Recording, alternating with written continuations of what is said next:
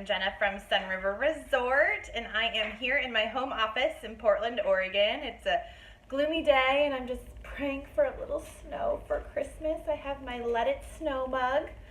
I'm ready. I'm so ready for a little snow to make this the perfect Christmas. So, anyways, I wanted to get on here and talk to you guys about a question that has been coming up over and over again from my clients. And I thought, maybe this is something that you might find useful too. So the question is, when should I book my meeting? And that's a great question. Like, is there like a steadfast way that you should do it, or like a specific timeline that's needed?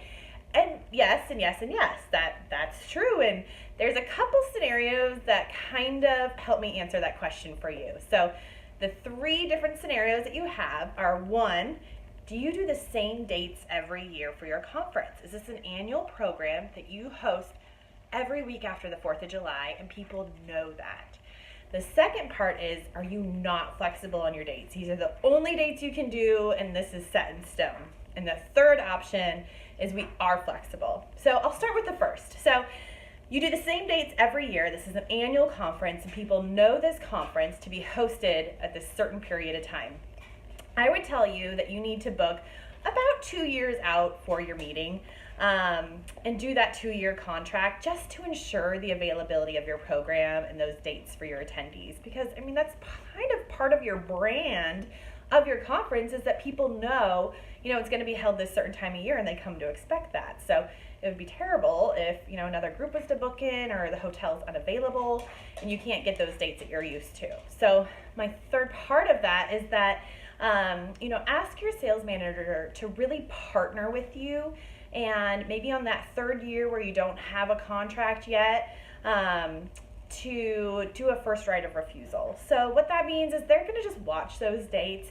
If another group comes in and is wanting to contract, it gives you a certain time period, usually about 48 hours, to sign a contract and go ahead and commit to those dates, and give you the first option at them. So that's what I would recommend if you do the same dates every year, is to do a 2-year contract and then a third year with the first right of refusal.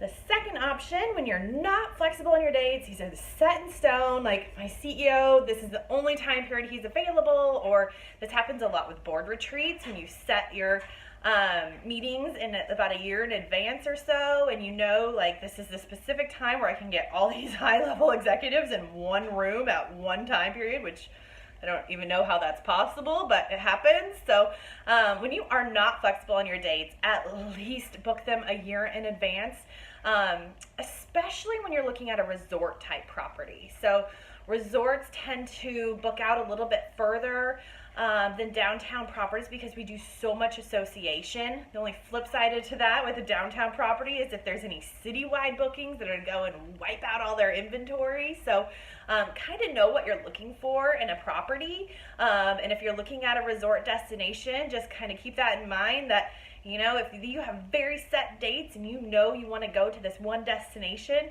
book it immediately. Like, don't let it sit on your to-do list. Just get it done. The thing to that too is, the sooner you book, the better rates you're going to get, because the busier the hotel gets, the more compression that gets in there, the rates go up, and that usually happens closer and closer in, right? So that's why it's great to do 2-year contracts. When you have the opportunity to do that, you get better value for your company. And it helps the hotel too to be able to get your dates laid in and really give you that customer service aspect. So the third part, when you are flexible on your dates, you're like, I need to host a meeting sometime in third quarter.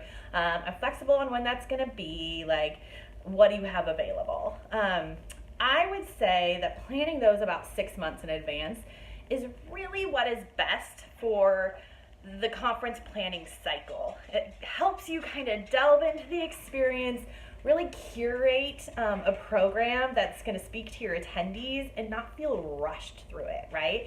If you're booking like 3 months out, it's just going to start being deadline after deadline. And we know you're all busy. Everybody has multiple things and wears so many different hats these days that when there's deadline after deadline, it just kind of sucks the fun out of it a little bit. And this should be a fun process. You are truly curating an experience for people to come and be at one with the company and the mission and what you're trying to do. And you don't want to rush through that. You want to really put the time and investment into all this money that you're going to be spending. So I think that 6 months at a minimum is what I would do if you have flexible dates. So that's kind of my little piece on what I would recommend for you guys.